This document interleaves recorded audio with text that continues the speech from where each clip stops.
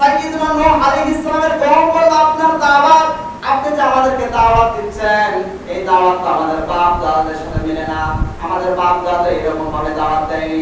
আমাদের বাপ দাদা তো মূর্তি পূজার বিরোধিতা করতো না, কবর পূজার বিরোধিতা করতো না, তারপরে মাজার পূজার বিরোধিতা করতো না।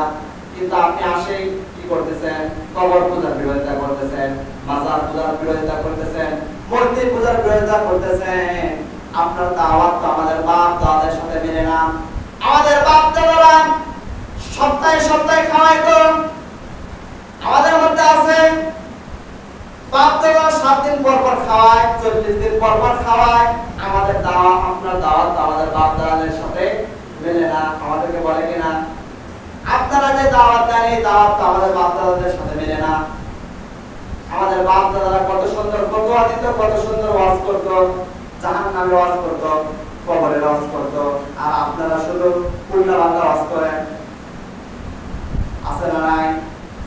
আমাদের বাপ দাদারা কান্না করতে, আমাদের বাপ দাদারা আগে যেগুলো হুজুর ছিল, ওই সব হুজুররা কাঁদাতে কাঁদাতে চোখে পানি বয়ে ফেলত। আর আপনারা এমন হুজুর, আপনারা শুধু আসেন, আসার পরে 2 ঘন্টা 2.5 ঘন্টা ওয়াজ করেন, 3 ঘন্টা ওয়াজ করেন, আধা ঘন্টা ওয়াজ করেন, একটা মানুষ কান্দে না। আচ্ছা বলেন তো কাদায় উদ্দেশ্য? কাদায় কিন্তু উদ্দেশ্য নয়। ভালো করে বুঝবেন, একজন মানুষ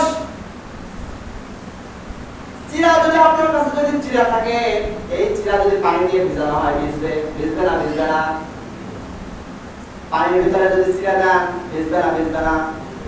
গরুর মুখের ভিতরে যদি চিরা দেন, ভিজবে না? ভিজবে না? তাহলে ওটা খাবেন?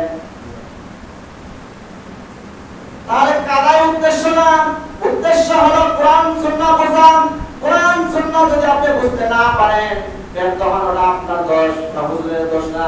আপনার চোখে পানি না আসে না, ওটা আমাদের দোষ না। কারণ এই দুনিয়ার মানুষ এমন, বাবা মারা যায় তারপরে কাঁদে না, আমি ওয়াজ করলে কাঁদবে।